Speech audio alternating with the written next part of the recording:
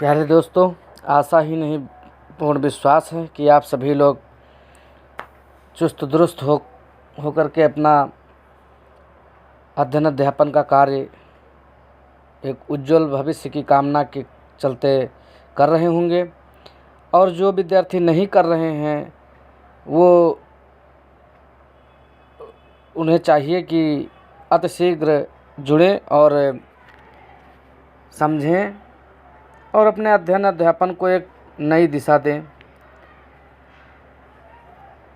परीक्षाएं चाहे जो हों लेकिन कठिन होती हैं, लेकिन ये नहीं है कि उनसे हताश हुआ जाए।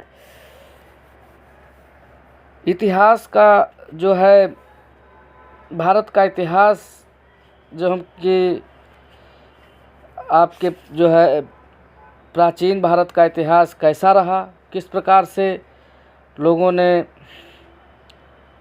और आगे बढ़ा और आगे बढ़ करके इसमें जो है पिछले वीडियोज़ में हमने बताया था कि मध्य पाषाण युगीन संस्कृति के महत्वपूर्ण स्थल और उत्तर पाषाण काल और औजारों की उन्नति और किस प्रकार से मानव व्यतीत करता था।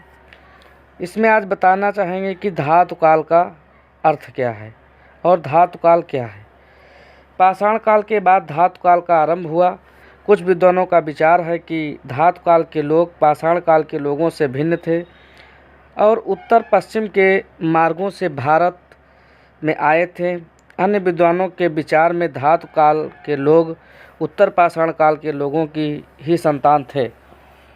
इस मत के समर्थन में दो बातें कही जाती हैं। पहली बात यह है कि धातु काल के प्रारंभ में पाषाण यहाँ धातु का साथ साथ प्रयोग होता था, और दूसरी यह कि इस संधि काल की वस्तुओं के आकार तथा बनावट में बड़ी समानता है।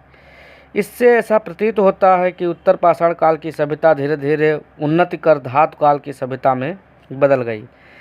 इसलिए यहाँ पर हम आवश्यक समझ रहे हैं कि धातु काल का अर्थ आप लोगों को तक पहुँचाया जाए और आप लोग इससे समझ सकें कि उत्तर पाषाण काल में धातु काल का मानव किस प्रकार का था। तो धातु काल उस युग को कहते हैं जब मनुष्य ने पत्थर के स्थान पर धातु का प्रयोग करना आरंभ किया था। सबसे पहले मनुष्य ने तांबे का, उसके बाद कांसे का और अंत में लोहे का प्रयोग करना आरंभ किया, जो कि आज भी है।